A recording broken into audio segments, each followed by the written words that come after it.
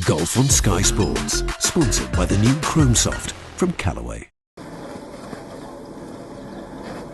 Hi guys, Chris from the Pro Shop, back in the garden, back in my golf gear. Sorry I couldn't do a video for last week, a little bit disappointed. I do have a problem with my wrist, and unfortunately I still have a problem with my wrist, so I actually haven't hit a single ball, I think, since that last video, which is I've just been advised to rest it up and hopefully it will clear up naturally, but if not, then I have to get back and see the guys out at Radius at Sussex Cricket Club, and hopefully those guys can put me back together as they have in the past. However, let's move on from that, because I'm going to hit probably one shot just to demonstrate, but I wanted to, because it sounds like we might get back to golf soon, I wanted to talk to you a little bit about getting back to basics, and I think that's what's going to be the key. So we really want to, when you get back to the golf club, we want to look at your basic fundamentals. So the biggest basic fundamental that you ever get taught in golf is the grip, the hold. Okay, so I want to have a little look at that. So, let me just put my glove on. Feels weird putting this on. I put my glove on.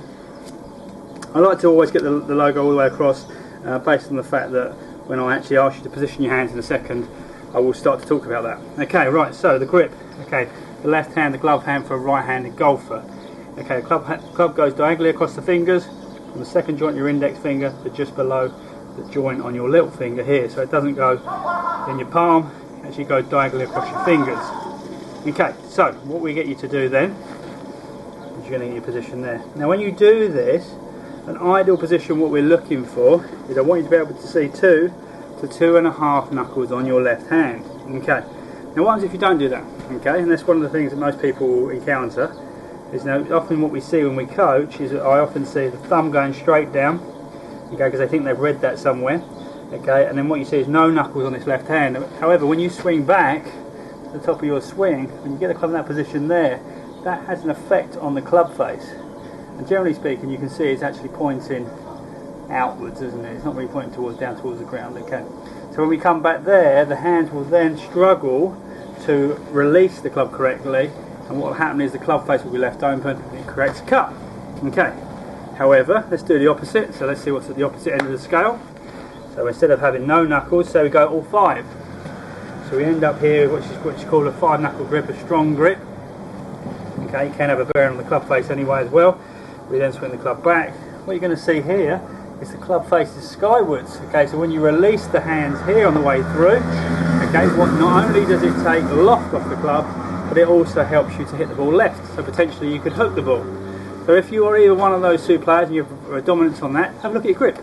Okay, because what you'll find is whenever you see any good players and when they play well and they get interviewed after a round of golf, they always talk about their core fundamentals. Okay, and this is what we're talking to you about. Okay, so what is important? Let's get ours right, let's get our grip right. Okay, so I want to see 2 to 2.5 knuckles on the left hand grip, and I also want to see a little bit of that Callaway logo, if I can, there on my grip. Okay, the right hand, okay, is held diagonally across the fingers, not across the hand, diagonally across the fingers. Now you have to make a decision here. You can either overlap or you can interlock. Completely up to you. You have great players either way. Okay, so Jack Nicklaus has played one way, Tiger Woods has played the other way. I'm not sure on which way around they are, and I wouldn't want to confuse you and get it wrong. Okay, so either one though works, and what we're trying to do is unite the hands together. Okay.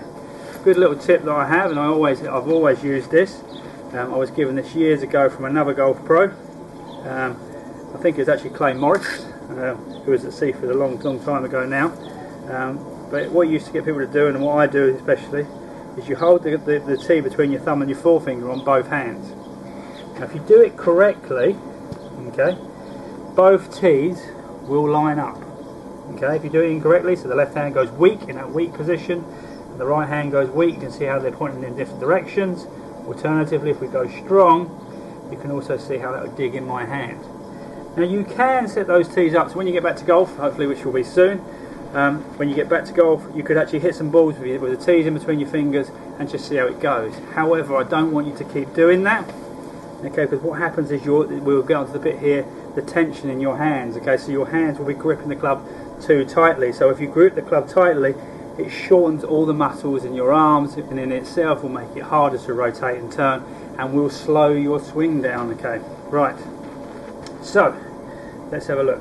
So when we talk about grip pressure, okay, we look at the back 3 fingers on your left hand, so you can hold it slightly firmer in those back 3 fingers. Okay, if you can see here, that's what I'll do there. Now the right hand, we'll do the middle 2. Okay, so you can hold it slightly firmer in the middle 2. Position the club in that position. Now what, as I said to you, I don't want you to grip it tight. I don't want you dropping it on the ground. I want you to try and get that nice sort of balance. I often say to people, it's like you're holding a tube of toothpaste and you wouldn't want to squirt it out, or if you were trying to hold like a little bird and it was in your hands and you didn't want to damage it or hurt it. Okay, so that's really important. Okay, so looking at the grip, then what we see, when we get the hand on the club on the left hand, so we'll start with that, a line is created by your thumb and your forefinger which points towards your right eye and your right shoulder. Okay, if you're in the correct position. Now if you position your hand with the right hand and that comes on, if that is in the right position, what you're going to see is a line is created by your thumb and your forefinger which points towards your right eye and your right shoulder. So it creates a mirror image. Okay, and that's what we want to see you do. Okay, let's quickly just recap, okay, because I don't want it to be a long video, I wanted this to be a quick tip really. What I want you to do, so your left hand, we're looking for 2 to 2.5 knuckles. If you can see the logo on that grip, it's ideal. Pressure wise, back 3 fingers. Okay, right hand, okay, holding the base of the fingers here. Okay, one thing I would say is if you push the hand over, what I generally see for people, it has a big impact on alignment, okay, which is another fundamental but not what we're talking about now. I want you to try and do that if you can, so 2 to 2.5 knuckles there. Get yourself in your position here, go through your routine, your waggles if you need to, and when you're ready, off you go. Guys, I hope to see you soon, and I hope that this will end soon for all of us and we can get back to basics, we can get back to golf.